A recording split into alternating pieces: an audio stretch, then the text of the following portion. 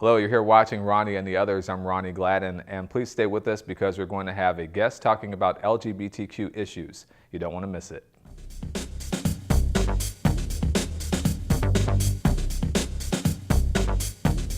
Okay, so we're here, Ronnie and the Others, and we've got a pleasant surprise because we have Marcel Hughes with us. You might remember Marcel and Morgan and myself, and we sat right behind this backdrop here. I think we had a pretty good discussion. It was a student panel, and we brought Marcel back because he's a good speaker, and also because we're talking about stereotypes today, stereotypes affecting the LGBTQ community. And you know, there are a whole lot of them out there. A lot of them are so well known and so played out that we don't even really need to say what they are, and we were discussing that off camera. But what is your view, though, of LGBTQ stereotypes? Because you are the president of Common Ground, and you've been really involved in the organization. Can you talk about your experience with that and how you see stereotypes? Yes, obviously stereotypes isn't a pleasant thing, but I guess you can look at stereotypes in two ways. Stereotype as in someone basing their judgment off of you in a stereotype, and you kind of combating hatred or ignorance with a stereotype. Just if you think about Will and Grace, a lot of their characters in their show were based on gay stereotypes, and maybe that was a way of kind of connecting to the general audience of the day to kind of educate them. It's sad that you educate someone based on a stereotype, but maybe that was in a way a first step to kind of gaining acceptance or education about LGBT community and culture. But obviously, ideally, I wish we didn't have to go to stereotypes to kind of get educated or gain acceptance. And that's what makes a stereotype so difficult, because on one hand, there usually is a kernel of truth that's at the seed of the stereotype. The problem, though, is that it becomes exaggerated, or it becomes as if this is the only way that one person can be. So it's too confining, and there's so many other possibilities for that. Do you see that as being a mission, since you are the president of Common Ground, one of your many duties? But when we're discussing stereotypes, do you see an opportunity to try to say, hey, there is a lot more to us, or to whatever, you know? That's definitely a mission, and we kind of carry that out through our panels. We conduct in-classroom panels, and what we do is go into panels, we'll go into classrooms, and it's normally about 3 or 4 people on a panel, and they tell their stories, and I think through their stories, a lot of students who normally aren't, who don't have access to like a gay friend or anyone who's connected to the community, they kind of realize, oh wow, like, well, they don't really necessarily fit that stereotype, you know, that I've had in my mind all these years, and that there is a diversity in our community. Complexity. There is, and once you just get along, you realize, oh, there's black gay people, and they kind of have a different experience with being gay, and then there's older gay people who's had an experience because they were in a different generation. And so I think that's how we combat stereotypes, is just through telling our stories and not really being aggressive with it, but just like stating our truth as we see it. I love that point about not being aggressive, but just stating it, just doing it in a real natural kind of a way. And I think that in and of itself is antithetical to a lot of long-standing stereotypes. And also normally I sit on these panels, especially recently because we've changed them, and normally I say, just to be clear, this is my experience, this does not reflect this experience of every gay person, you know, just to put an emphasis on the fact that each story is different. That makes sense. When it comes to stereotypes about people who are LGBTQ, do you think that old standing stereotypes are starting to die down, and that there is more inclusivity of people who occupy the LGBT spectrum? Well, I mean, you can see with football players coming out, baseball players coming out, athletes coming out, you know, the stereotypical flamboyant male, so to speak, or butchy female, you know, as they, you know, put it, isn't what it once was. You know, it's, you know, you have ones that are athletic, manly, so to speak, and, you know, I think the stereotype's going away. I think some people focus too heavily on that stereotype. They see a feminine male and they immediately think that he's a homosexual, and it's not the case nowadays, because no one would have guessed that Missouri athlete, that football player, was a homosexual probably if he wouldn't have come out. So Are we talking about Michael Sam? correct, yeah. Yeah, we were talking about him earlier, and that's on the heels of Ellen Page, the actor coming out. We were talking about Ellen Page, and both of them, from an archetypal standpoint, I think present and appear as though they would be heterosexual. But like you say, there's more complexity with that.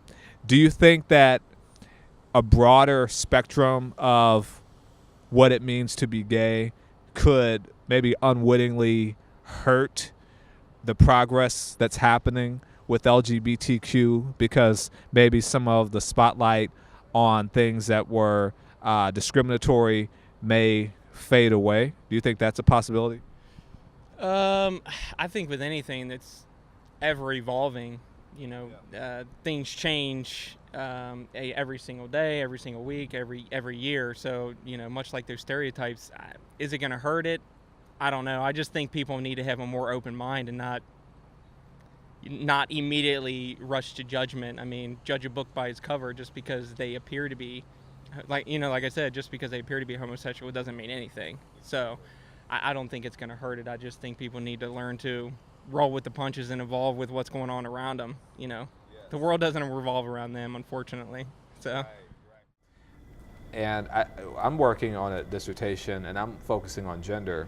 And there's some qualitative data that I'm working on. So actually interviewing and hearing more of the stories. And clearly, and I think that's something that may be even underrepresented, is that when we look at people who are trans, that there are plenty of people who are trans, and maybe they are in a male body, and their gender doesn't match up with their brain, how they see themselves. But that doesn't necessarily mean that they have to be feminine. In fact, some are quite masculine, but that doesn't negate what it is that they are and how they identify. What do you make of that, is when you have someone who their actions flies in the face of what a stereotype is? Do you think that that's a person who is closeted, or is that a person who they're just being themselves? Because there is that issue of, are you repressed, or are you just being you? What do you make of that?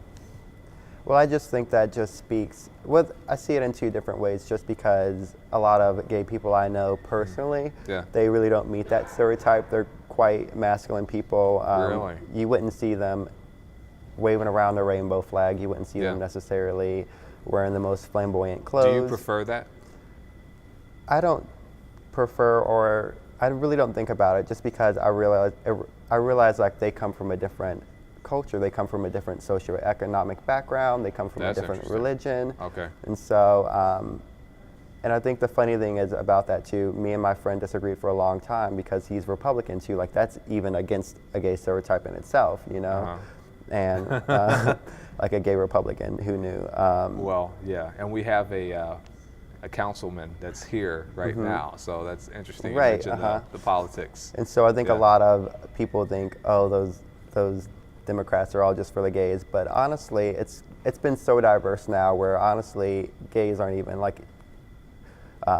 exclusively liberal anymore. And so I don't see it as a bad thing. I just see it as diverse. It's however you to have the choice, to be able to say, okay, perhaps, and I think it's with any group. If you look at historical issues with women that are fighting for equality, historical issues with African Americans who are fighting for equality. And I think we mentioned some of this when we met last time, and now with gays or trans or anyone. I think initially there is that time of solidarity.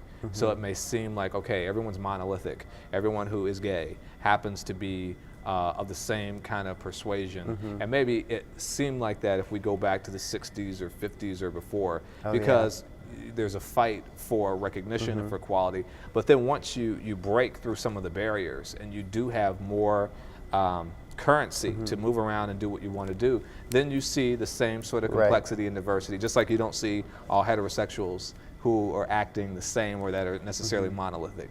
But there's lots of different permutations and how you express that. So anything, do you have I assume that you'll be returning as president for the following academic year? Well, for next semester, let's go with that. Next semester I am. Next year there will be a different president. Different president. So you have another semester that's coming up. Do you have is there any agenda or anything that you are looking to do that relates to stereotypes policy-wise or anything like that? We have monthly support meetings, and that's normally when we break down stereotypes. And we're not so much a political organization than just kind of like a social one. Sure. We provide a social outlet mainly, and we do our drag show. Yeah. Which I missed, unfortunately. I hear it was good. It was really good. So I'll have to check that out. But as far as we focusing on stereotypes, sometimes we even fight stereotypes by not even acknowledging that they exist, you know? Yeah. I know myself, I really don't pay too much attention to the stereotypes, and I don't approach my members based on a stereotype. I always ask them, well, what do they want to do? How do they feel about this? You know? Yeah. I never assume all the Common Ground members to be a certain way or have an opinion about anything. That's excellent. And so I just think one way Probably why you're president, one of the reasons. But well, I'm president because the president president in the summer didn't want to be president anymore, I so I remember. kind of got elected. That's kind of how. Yeah, I remember that person. Yeah. You remember all of the things that happened. And so just even not acknowledging that a stereotypes exist is in some ways fighting stereotypes, you know, and don't approach people on the basis of a stereotype. Sure.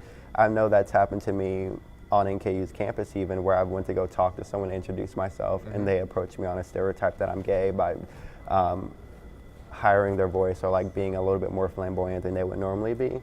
So they're mocking you, in effect, what you're saying. I think a lot of people think that they can build credibility with you or get to know you by like so not mocking, but trying to match. Yeah, I don't think she meant it in a negative way. Okay, that's an important this person. distinction. Okay. But I was like a little thrown off by it, obviously. Sure. But I think when you don't do that, when you just when you're just open to that person of who they are, who they see themselves, and I think that's fighting a stereotype. It is, and the last point on this there's a stereotype, and then there's archetype, and this can relate to anything. And so, you know, for those watching, and if you want clarification, I mean, stereotype does have a seed of truth normally, but the problem is that it's usually overblown, as we were discussing. But the archetype is much more positive. The archetype is generally, there are qualities that a person embodies, and maybe more often than not, a person who's gay happens to have a certain quality to them. But that's all that it is. It's just a propensity to have a little bit more of X, Y, and Z, maybe than A, B, and C, whatever that happens to be.